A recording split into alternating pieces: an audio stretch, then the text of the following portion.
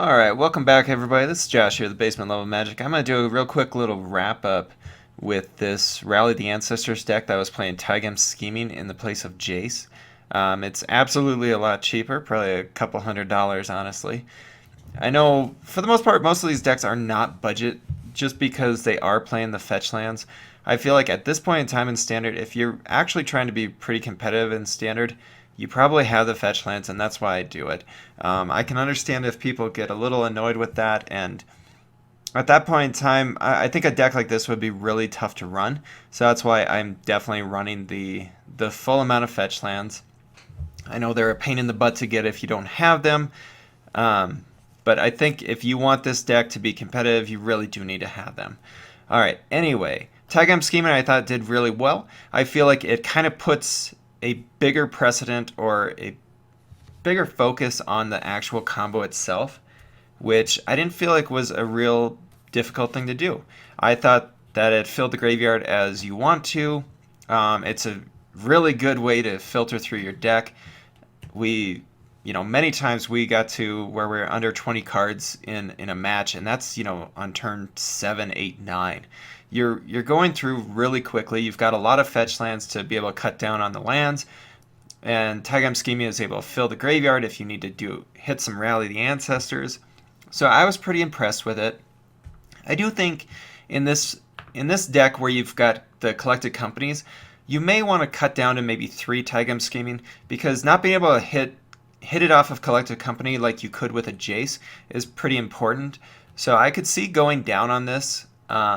At which point, a card that I would actually be excited to try to put in would be something like a Chasm Guide. Now, you have no way of casting this card. I suppose you could put in like one of Smoldering Marsh, but I think that that's just going to make your mana really difficult. But if you put the Chasm Guide in, and you're able to get it in your graveyard, which, as we've seen, you can get a lot of stuff in your graveyard pretty easily, especially with Taigem Scheming. So maybe looking at putting a Chasm Guide in your graveyard, because at that point in time, you can turn your Rally the Ancestors into an actual attack, like it was in the previous format, when you had, I believe it was Mogus's Marauder, that was able to give all your creatures haste.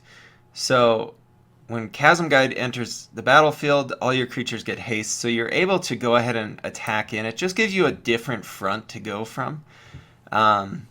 Like I said, it could screw with your mana a bit to do it that way, but, if you're just trading out one Taigem Scheming for one Chasm Guide, or, you've also got Collected Company, which allows you to go ahead and get that into play. So you've got ways of cheating the card into play, and if it's a one of, say you get in your hand, that's kind of a bummer.